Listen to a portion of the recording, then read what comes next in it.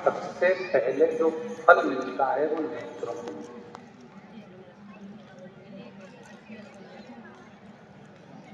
शिव साधना का सबसे पहले अगर कोई फल मिलेगा तो वो नेत्रों। परसों की कथा में एक बात कही थी कि कोई अच्छा कार्य जब होने वाला होता है तो तुम्हारे नेत्रों में स्वप्न में शिव जी खुद शिवलिंग के रूप में दर्शन देते हैं या कथा के रूप में दर्शन देकर तुम्हारे कार्य को सफल करना है।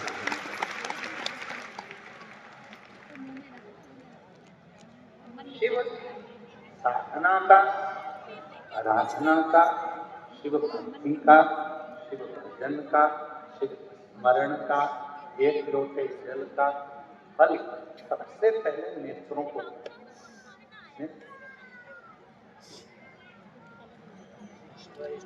इसलिए जो महापुराण की कथा करती है, जो शिव के सच्चे भक्त होते हैं, भगवान शंकर के जो उपासक होते हैं, शिव की साधना करने वाले, शंकर की आराधना करने वाले, शिव का स्मरण करने वाले, शिव नाम जपने वाले, भगवान शंकर की भक्ति करने वाले, जरूरी नहीं कि ये हमारे ऊपर हाथ रखेंगे तो ही हमारा कल्याण हो।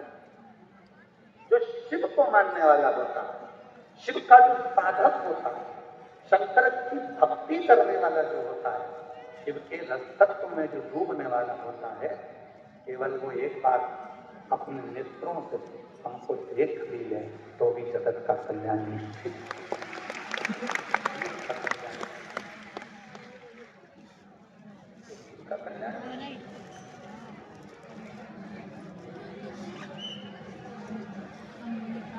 वो एक लाइन आप लोग गुनगुनाते हैं, एक नजर कृपा की कर दो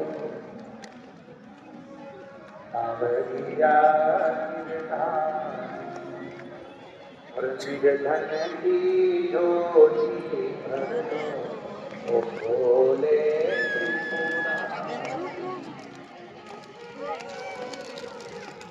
ओ भोले त्रिपुरारी, ओ भोले नजर कृपा की कर दो सावरिया निर्धन की जोड़ी भर दो, भोले।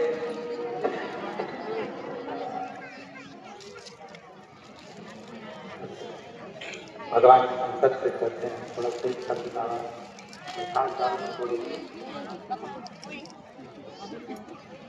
शिव से कहते हैं, भगवान शंकर से केवल एक दृष्टि हो जाए, नजर पड़ जाए,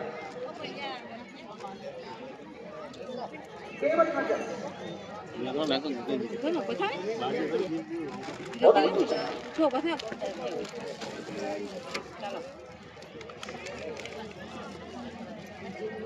हाँ बेटा गुड़िया ना। आपको मालूम है भगवान नारायण के एक अवतार मत्स्य अवतार हमके तो बोले मत्स्य भगवान नारायण ने किया।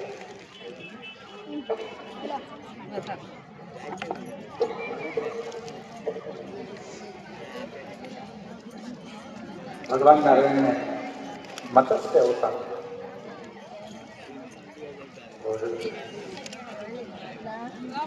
अभी हमने विचार करा कि मत्स्य अवतार भगवान नारायण ने क्यों धारण किया। कभी आपने किया कि मत्स्य अवतार भगवान नारायण ने क्यों धारण करें, इसलिए धारण करा क्योंकि मछली में गुण होता है। मछली अपने अंडों को देती है और वो अंडे पकते कैसे हैं, तो कहा मछली देर से अपनी दृष्टि उस अंडे पर देती रहती है और वो अंडे आखिरी में जन्म दे लेते हैं और वो मछली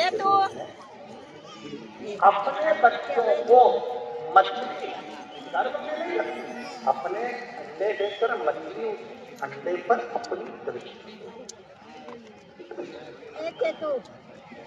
इसलिए अपनी दृष्टि दे।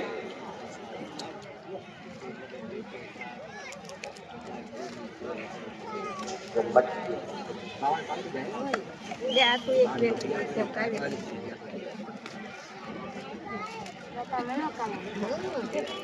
भगवान नारायण ने जो मत्स्य रूप धारण करा, मत्स्य अवतार भगवान नारायण ने, भगवान नारायण मत्स्य रूप में दर्शाना चाहते हैं कि संसार के लोग भले मुझे मंदिर में आकर पूजे ना पूजे, पर यदि संसार में रहने वाला जलचर हो, जीव हो, थलचर हो, वायुचर हो, कोई भी हो, जहाँ बैठ कर मुझे पुकारता है, भगवान कहते हैं उस सबकी दृष्टि से देखकर तुरंत उसको आनंदित कर देता है।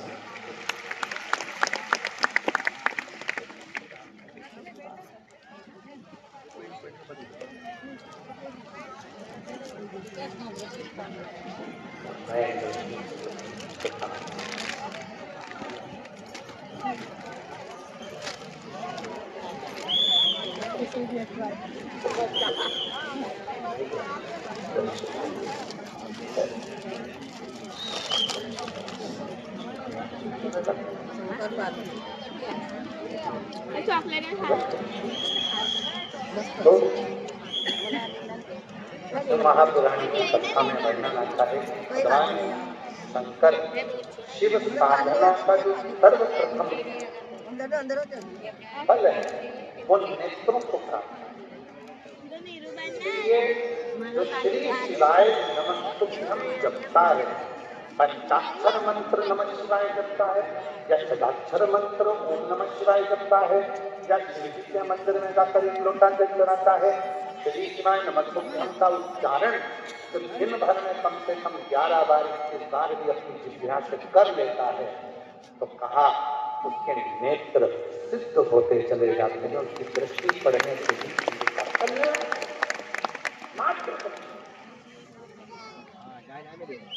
आप लोगों ने कितने लोग उनके दरवाजे पर श्री शिवाय नमस्तुभ्यं लिखा?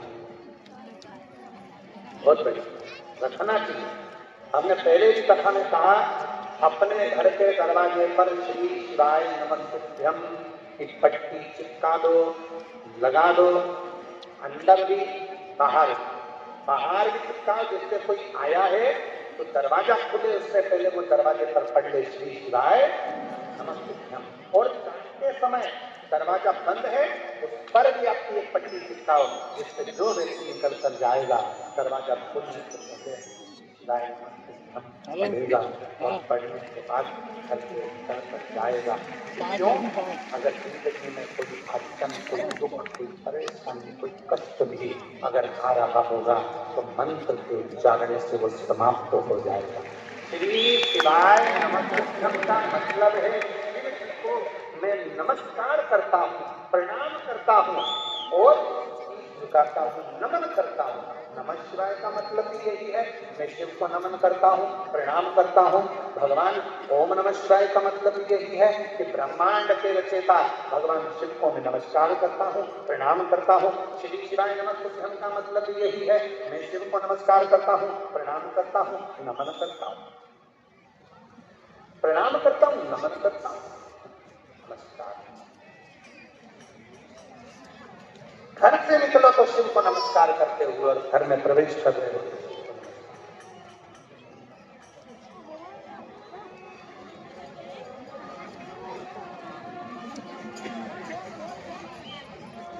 और हम तो निवेदन करेंगे आप लोगों से, आप क्या कोई विशेष फंक्शन हुआ करे तो उनको भी दिया करो श्री शिवाय नमस्तुभ्यं लगाओ, अपने दरवाजे पर जरूर लगाओ, अपने घर में जरूर लगाओ, इससे सबका कल्याण।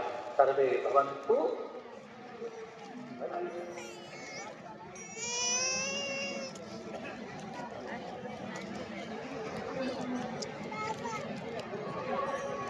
उसका फल एक पत्र है।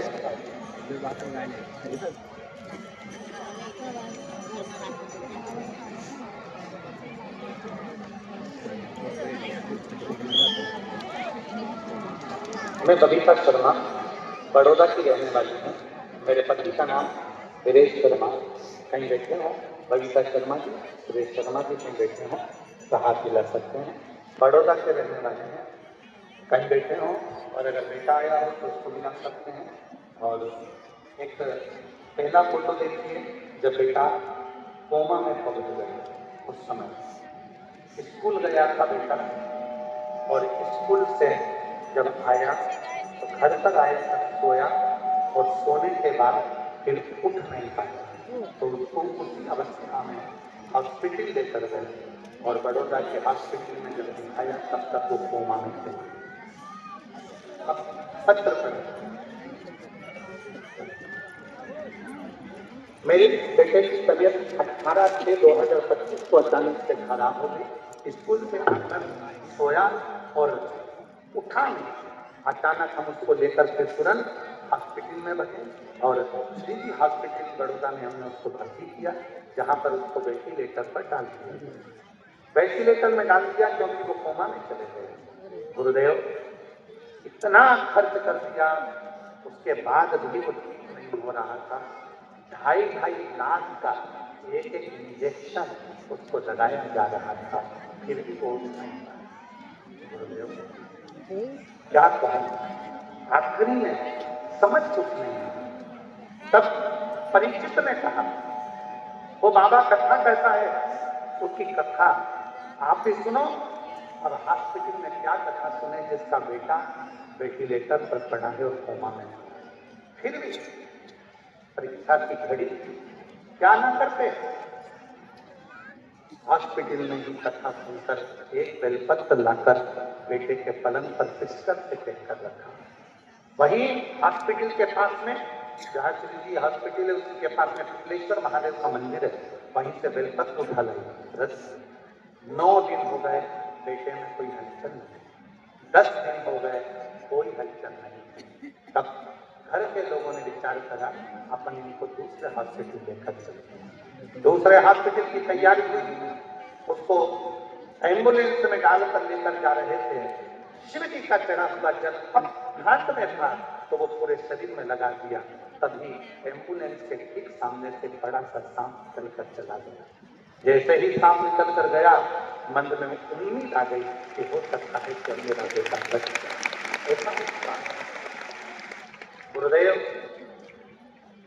कोमा में जा चुका था, 10 दिन निकल चुके थे, 20 दिन दूसरे हॉस्पिटल में भी निकल चुके थे। 2.5 लाख के रोज इंजेक्शन लग रहे थे, पर आराम नहीं लगा। समझ नहीं आया क्या करें। तब उसी हॉस्पिटल की एक बहन ने कहा वो तिलोर वाला बाबा कहता है अगर उसका रुद्राक्ष मिल जाए तो उसका जल हम उसको नदी के माध्यम से दे सकते हैं। जल ला रुद्राक्ष लाए किसी से मांगकर वो जल देना प्रारंभ करा और उसके शरीर में 3 दिन के बाद हलचल आना प्रारंभ हुई। हलचल आई, डॉक्टर ने कह दिया था कि ये पहचानेगा नहीं, पहचान इसकी पहचान जो थी वो चली गई और ये किसी को पहचानता नहीं। फिर भी शिव पर भरोसा था, जब अच्छा करा है पहचान भी कराएगा। आज बाबा की कृपा से मेरा लड़का कोमा से भी बाहर आ गया, अब लोगों को पहचानने भी लगा और अपना काम खुद करने लगा। मैं बाबा को प्रणाम करती हूँ। इसका दूसरा फोटो मैं लगा रही हूँ जब मेरा बेटा पूरी तरह से ठीक हो। जिस रुद्राक्ष का जल उसको पिलाती थी वही रुद्राक्ष उसके गले में डाला गया है, वही रुद्राक्ष उसके गले। कहीं बैठी हो तो आ सकती हैं, एक बेलपत्र, एक पत्र और बढ़ाती हैं।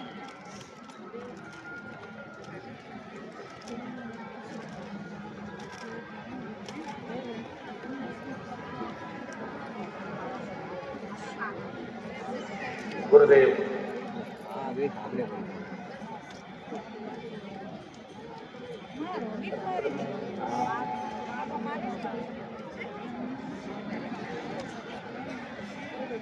इस पत्र में नाम थोड़ा सा पूर्वा कंसारा बांसवाड़ा से आई है, मोबाइल नंबर कहीं बैठी हो हाथ मिला सकती हैं। मेरा बेटे का जन्म हुआ 9/7/2024। गुरुजी जन्म के दौरान बेटे को थर्ड लेवल का ब्रेन हेमरेज हो गया। बेटे का जन्म होते से ही 9/7/2024 को जन्म हुआ। जन्म होते से ही उसी के दौरान बेटे को थर्ड लेवल का ब्रेन हेमरेज हो गया। जब थर्ड लेवल का ब्रेन हेमरेज हो गया, डॉक्टरों ने 24 घंटे भी निकालना मुश्किल है, यहाँ तक कह दिया उसकी ऑपरेशन करना पड़ेगा। मेरे बाबा पर मुझे भरोसा करा, कितने जन्म दिए बच्चे का ब्रेन सोच लिया, अब तो बाबा जिंदा रखे, क्या करा। शिव जी का चढ़ा हुआ जल उसके सिर पर लगाना प्रारंभ कर। एक बेलपत्र सिर के नीचे रखने पर 3 दिन तक वेंटिलेटर पर होने के बावजूद उसकी तबीयत में सुधार होने लगा। जहां डॉक्टर ने सभी तरह से मना कर दिया था, आज गुरुजी 19 महीने का हो गया, उसका ब्रेन हेमरेज ठीक हो गया और वो समझने लगा, जानने लगा और ऑपरेशन की, यहाँ लिखा है, आप इस लाइन को पढ़िएगा, ऑपरेशन की जरूरत भी नहीं, ऑपरेशन की जरूरत